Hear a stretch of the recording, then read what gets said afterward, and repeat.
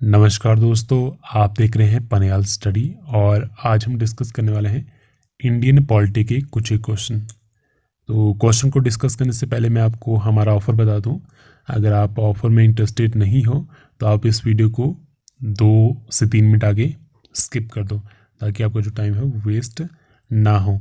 और इस वीडियो में मैं आपको बता दूंगा कि किस तरह से आप इस क्वेश्चन बैंक को ले सकते हो। तो चलिए बात करते हैं ऑफ़र की। तो हम प्रोवाइड कर रहे हैं जोआ आईटी के लिए 10 mock test series English medium में रहेगी। उसके बाद 1400 हिमाचल जीके के एमसीक्यूज, जिसमें जनवरी फरवरी मार्च 2021 और जो प्रीवियस एमसीक्यूज है वो उसमें इंक्लूड रहेंगे। गूगल ड्राइव का लिंक रहेगा जिसमें डाउनलोडिंग और प्रिंटिंग का ऑप्शन नहीं रहेगा।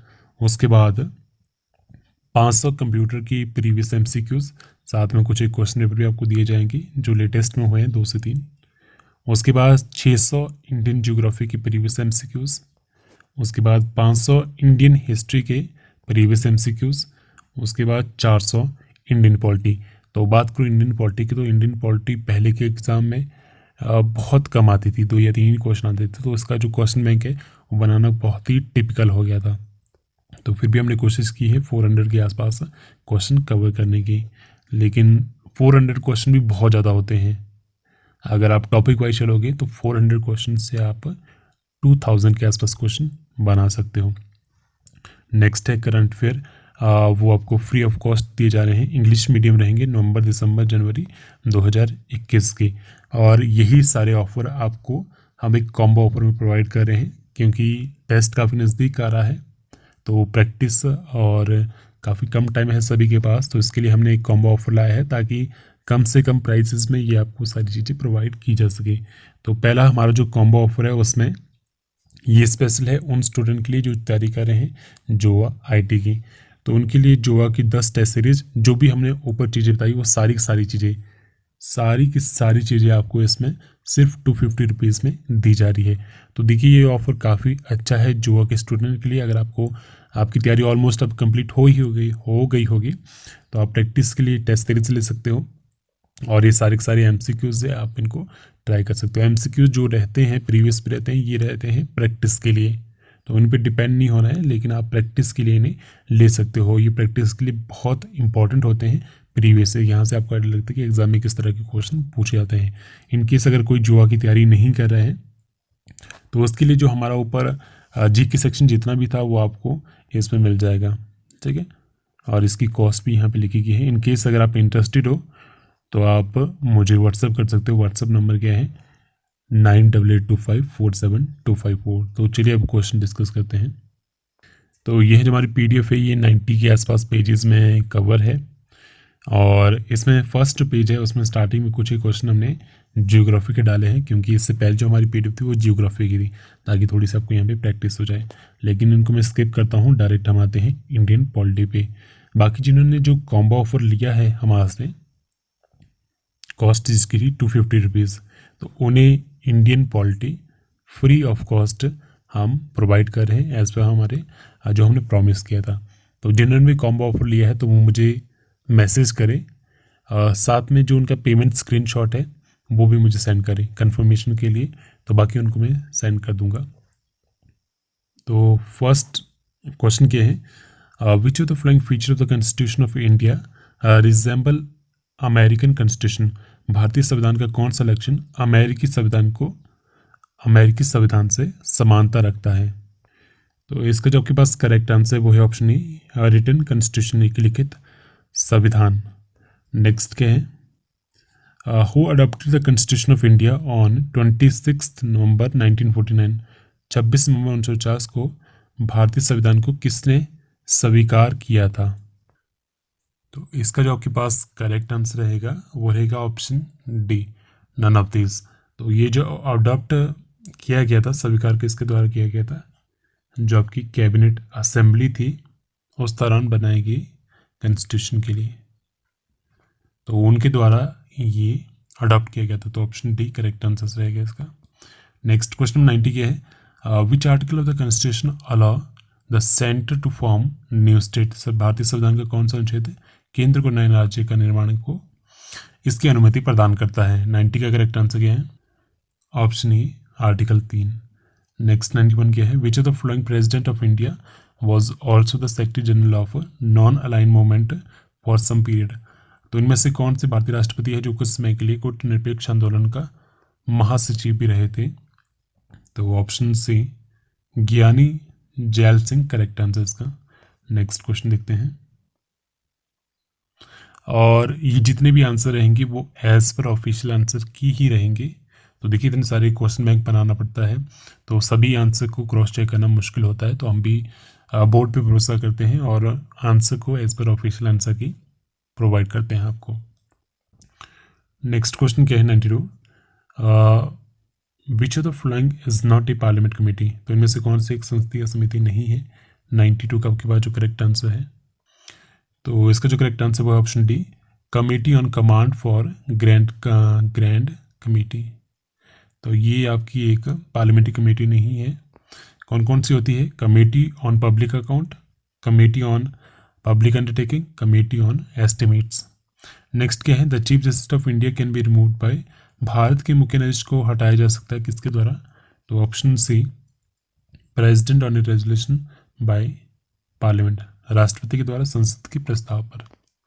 Next, who is responsible for the observance of rules of business of the state of government of India. Bharat में राज्य सरकार के कार्यकलापों के नियमों के अनुपालन के लिए कौन उत्तरदायी है? तो इसके लिए उत्तरदायी कौन आता है? Chief secretary of the state government, राज्य सरकार के जो मुख्य सचिव होते हैं। और कमेंट करके बताएं कि हिमाचल की चीफ सेक्रेटरी कौन है। Next, which one of the flowing state has minimum number of members in their legislative assembly. तो इनमें से कौन सा राज्य है जिसकी विधानसभा में सबसे कम संख्या है उनके सदस्यों की? तो 95 का करेक्ट आंसर ऑप्शन बी, ये है सिक्किम में। नेक्स्ट 96 क्या है, which of the flowing was an associate state of India before becoming a full play state. तो इनमें से कौन सा पूर्ण राज्य बनने से पहले भारत का एक संबद्ध राज्य था? तो 96 का करेक्ट आंसर ऑप्शन डी, ये था आपका सिक्किम। नेक्स्ट क्वेश्चन क्या है 97, proclamation of national emergency automatically suspends. राष्ट्रीय आपातकाल की घोषणा किसे अपने आप ही स्थगित कर देती है, किसे ये सस्पेंड कर देती है? तो इसका जो आपके पास करेक्ट आंसर है वो है option A, right to freedom, स्वतंत्रता का अधिकार। Next 98, territorial water of India extend up to how many nautical miles. Bharat का जो सीमांतगत जल क्षेत्र है कितने नॉटिकल मील तक विस्तारित है? तो करेक्ट आंसर इसका ऑप्शन बी, ये है 12 नॉटिकल माइल्स तक। Next, UPSC submit its annual report on its work to. UPSC अपने कार्यों की जो वार्षिक विवरणी है किसके समक्ष प्रस्तुत करती है? 99 का option B, the president correct answer इसका, राष्ट्रपति के समक्ष। नेक्स्ट क्वेश्चन देखते हैं।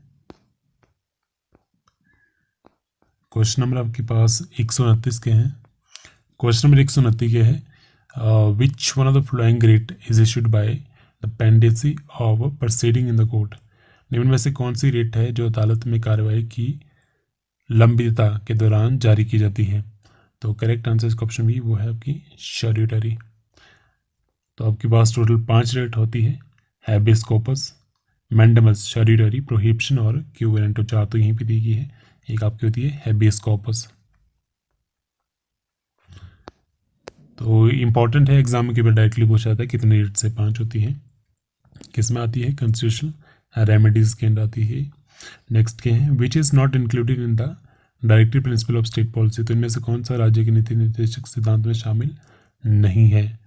तो prohibition of liquor, right to work, equal wage for equal work, right to information. तो राइट टू इन्फॉर्मेशन नहीं है, तो ऑप्शन डी करेक्ट आंसर इसका, आरटीआई जिसे हम कहते हैं। The president of India can be impeached by the. Bharat के राष्ट्रपति को किसके द्वारा अभियोगित किया जा सकता है, किसके द्वारा हटाया जा सकता है? करेक्ट आंसर इसका ऑप्शन बी, पार्लियामेंट के द्वारा, संसद के द्वारा। Next, who was the first woman in the world to become the prime minister of country. देश की प्रधानमंत्री बनने वाली विश्व की प्रथम महिला कौन थी? 132 का करेक्ट आंसर ऑप्शन सी, उनका नाम था श्रीमावो भंडार Nike. Next, the largest areas अगर बात हो, Lok Sabha constitution in India is, Bharat में सबसे बड़ा विस्तार अनुसार लोकसभा का चुनाव क्षेत्र कौन सा है?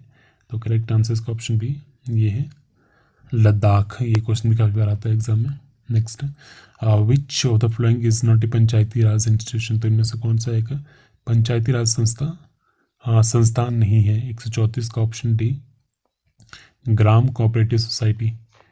तो ये पंचायती राज इंस्टीट्यूशन में नहीं आता है। पंचायती राज इंस्टीट्यूशन में आपकी आती है ग्राम सभा, ग्राम पंचायत होगी, पंचायत समिति होगी। ठीक है, तो चलिए नेक्स्ट क्वेश्चन देखते हैं। तो पंचायत बहुत इंपॉर्टेंट है, इसके एग्ज़ाम में काफ़ी क्वेश्चन बनते हैं। जो उनकी कमेटी थी जिन्होंने सजेशन दी थी पंचायत बनाने की, कौन कौन सी कमेटी है, किसने कौन सी लेवल की बताया था कि किस तरह की पंचायत बननी चाहिए, ये इंपॉर्टेंट क्वेश्चन है। नेक्स्ट क्वेश्चन क्या है? The book unto the last which influenced M K Gandhi was authorised bye, पुस्तक जो थी अनटू द लास्ट जिसने महात्मा गांधी को प्रभावित किया था, ये किसके द्वारा लिखी गई थी? तो जॉन रस्किन करेक्ट आंसर इसका। कई बार आपसे बुक का नाम पूछा जाता है तो बुक का नाम भी याद रखिए। Next, which of the following court is responsible for the enforcement of fundamental right? मूल अधिकारों के परिवर्तन के लिए इनमें से कौन सा न्यायालय उत्तरदायी है? तो करेक्ट आंसर इसका ऑप्शन सी सुप्रीम कोर्ट और हाई कोर्ट दोनों ही है, तो both A and B correct answer इसका। नेक्स्ट क्वेश्चन क्या है? Rashtrapati Bhavan was design by, Rashtrapati Bhavan ये किसके द्वारा डिज़ाइन किया गया था? तो इसका जो करेक्ट आंसर है वो है ऑप्शन सी एडविन ल्यूटन के द्वारा। नेक्स्ट, तो देखिए क्वेश्चन अगर आपने पहले भी एग्जाम दिया था तो आपको यहाँ से आइडिया लग जाएगा कि क्वेश्चन कितने अच्छे इसमें पूछे गए हैं। नेक्स्ट क्या है? शक्ति स्थल इज रिलेटेड टू होम, शक्ति स्थल किससे संबंधित है? तो ये है इंदिरा गांधी जी से। तो नेक्स्ट क्वेश्चन देखते हैं 132 के हैं। Where was the first parliamentary form of government formed, प्रथम जो संसदीय स्वरूप की सरकार कहाँ पे बनी थी? ये बनी थी ब्रिटेन में।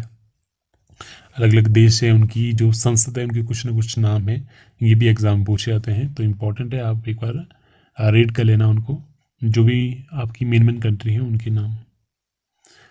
The speaker vote in the Lok Sabha is called, Lok Sabha में जो स्पीकर का वोट होता है उसे हम क्या कहते हैं? उसे कहते हैं कास्टिंग वोट। लोकसभा में जो स्पीकर का वोट होता है उसे कहते हैं कास्टिंग वोट, निर्णायक मत। नेक्स्ट क्वेश्चन देखते हैं। क्वेश्चन क्या है? क्वेश्चन है आपका the chairperson of the state human right commission can be removed by the, राज्य जो मानवाधिकार आयोग के अध्यक्ष होते हैं उन्हें किसके द्वारा हटाया जा सकता है? करेक्ट आंसर क्या है इसका? 163 का option B president of India, Bharat के राष्ट्रपति के द्वारा। Next, which one the following statement is not correct, तो इनमें से कौन सा कथन सत्य नहीं है? तो पहला क्या है?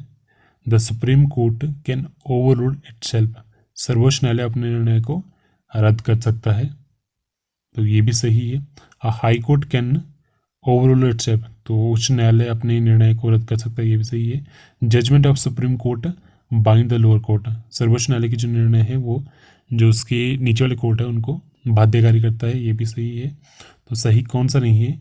Judgment of high court do not bind the lower court of the state, तो ये गलत है कि जो जजमेंट होती है आपकी उच्च न्यायालय की वो जो उसके अधीनस्थ न्यायालय होते हैं, छोटे न्यायालय होते हैं आपकी डिस्ट्रिक्ट लेवल पे, उन्हें बाध्यकारी नहीं करती है, तो उन्हें भी करती है। तो यहाँ पे जो करेक्ट स्टेटमेंट नहीं है वो है option D, judgment of high court do not bind the lower court of the state. Next question देखते हैं। तो देखिए ये क्वेश्चन बैंक भी आपके काफ़ी काम आएगा, चाहे आप जोवा की तैयारी करो, किसी भी एग्जाम की तैयारी कर रहे हो, बहुत इंपॉर्टेंट है। और देखिए सिर्फ एमसीक्यूज पे डिपेंड नहीं रहना है, जैसा आपने एमसीक्यूज पे लिए डायरेक्ट की वॉज फर्स्ट इंट्रोड्यूस और ये काम हो गया कि ये बस यही क्वेश्चन एग्जाम में आ जाएगा मैं कर लूँगा इसको, इस तरह से नहीं। अभी तो आपके पास जोवा की तैयारी करो तो आपके पास वैसे भी टाइम नहीं है, तो जिन्होंने ऑलरेडी पढ़ा है तो उन्हें तो पता है किस तरह से पढ़ना है, लेकिन जो नए एग्ज़ाम की तैयारी कर रहा है तो ऐसा डायरेक्टली क्वेश्चंस पे मत जाइए, एमसीक्यूज डायरेक्ट पढ़ लिए और सोचा कि हो जाएगा इस तरह से, तो इस तरह से नहीं होता है। डायरेक्ट एमसीक्यूज पढ़ के कभी नहीं होता है एग्ज़ाम, तो वो तो रट्टा लग जाता है, अगर बाई चांस एग्जाम में सेम क्वेश्चन आ गया तो ही आप अटैम्प्ट कर पाओगे। तो क्वेश्चन किस तरह से पढ़ने हैं, जैसे आप यहाँ पे डायरेक्टली दिया है, तो इसी से रिलेटेड जो आपके पास और क्वेश्चन बन रहे हैं इस टॉपिक को बुक्स में ढूंढिए, जो आप बुक्स रीड कर रहे हो वहाँ पे इस तरह के क्वेश्चन आपको जो भी मिलते हैं, आपको पता कि एग्जाम में ये टॉपिक पूछा गया था, तो इससे रिलेटेड और क्वेश्चन आ सकते हैं। तो क्वेश्चन तो इंपॉर्टेंट है, लेकिन उससे मोस्ट इंपॉर्टेंट होता है टॉपिक।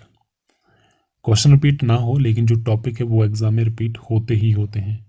तो ज़्यादा फोकस जो करना है वो टॉपिक पे करें। तो 70 क्या है, डायकी वॉज फर्स्ट इंट्रोड्यूस अंडर, तो सर्वप्रथम किसके अंतर्गत द्वैध शासन प्रारंभ हुआ था। तो इसका जो आपके पास करेक्ट आंसर है वो है government of India act 1919। Government of act जो गवर्नमेंट ऑफ इंडिया एक्ट 1919 था, उसे एक और नाम से जाना जाता था, मोन्टेग्यू चैमल्सफोर्ड एक्ट, तो इस नाम से भी इसे जाना जाता था। तो ये भी इंपॉर्टेंट है कि अगर एग्जाम पूछा जाता है कि गवर्नमेंट ऑफ इंडिया एक्ट 1919 को किस नाम से जाना जाता था, मोन्टेग्यू चैमल्सफोर्ड रिफॉर्म्स के नाम से, और मॉर्लिमेंट 1909 में जो गवर्नमेंट ऑफ इंडिया एक्ट आया था उसे कहते थे। नेक्स्ट उसी में ये डायर की आया था पहली बार। 71 के है, the cabinet mission plan was for India invest, Bharat के लिए जो कैबिनेट मिशन है योजना का विचार रखा गया था। तो करेक्ट आंसर इसका ऑप्शन डी, महासंख्या, किस चीज़ का, महासंख्या, कन्फेडरेशन का। नेक्स्ट क्वेश्चन क्या है, article 368 of the constitution deals with, तो ये डील करता है अमेंडमेंट से, कोई भी संशोधन करना होता है हमारे संविधान में, कुछ नई चीज़ ऐड करनी है, कुछ निकालनी है, तो वो इसके अंडर किया जाता है। तो क्या है, the power of the Indian parliament to amend the constitution, amendment से रिलेटेड है। अमेंडमेंट का मतलब है कुछ भी नई चीज़ इसमें ऐड करनी है। तो भारतीय संसद की संविधान को संशोधन की शक्तियाँ देते हैं। तो आपने देखा होगा कई बार चेंज होते रहते हैं। नेक्स्ट क्वेश्चन क्या है, the single citizen in India is gift from sources, Indian constitution के मोस्ट इंपॉर्टेंट एग्जाम पूछे जाते हैं, सोर्सेज जितने भी है जो इंपॉर्टेंट है उनको नोट कर लीजिए। तो यहाँ आपके पास सिंगल सिटीजन कहाँ से ली गई है, ये ली गई है ब्रिटिश कॉन्स्टिट्यूशन से, ब्रिटिश संविधान से। तो आज के लिए इस वीडियो में फिलहाल इतना ही। तो देखिए ये क्वेश्चन काफ़ी इंपॉर्टेंट है, आपके लिए काफ़ी काम आ सकते हैं। क्वेश्चन बैंक आप परचेज़ करना चाहते हो तो उससे भी आप ले सकते हो। ये मेरा सजेशन है कि आप सबको एक साथ परचेज़ कीजिए, जिसमें आपको हिमाचल जी के, Indian history, Indian geography, Indian polity मिल जाएगी। ठीक है, और भी हम इसमें अभी चीज़ें और ऐड करने की कोशिश कर रहे हैं। तो अभी तो इस एग्ज़ाम के लिए तो टाइम कम है जोआ के लिए, लेकिन नेक्स्ट एग्ज़ाम है उनके लिए हम जरूर इसमें ऐड करेंगे। तो वो जो पुराने MCQs है वो आपके लिए प्रैक्टिस के लिए होते हैं, पहले मैं चीज़ बता दूँ, प्रैक्टिस के लिए होते हैं। तो इन पर डिपेंड नहीं रहना है कि MCQs ही MCQs पढ़े, ये प्रैक्टिस के लिए होते हैं। पहले बुक्स पढ़िए फिर MCQs पे आइए। ठीक है, तो आज के लिए इस वीडियो में फिलहाल इतना ही। So thank you so much.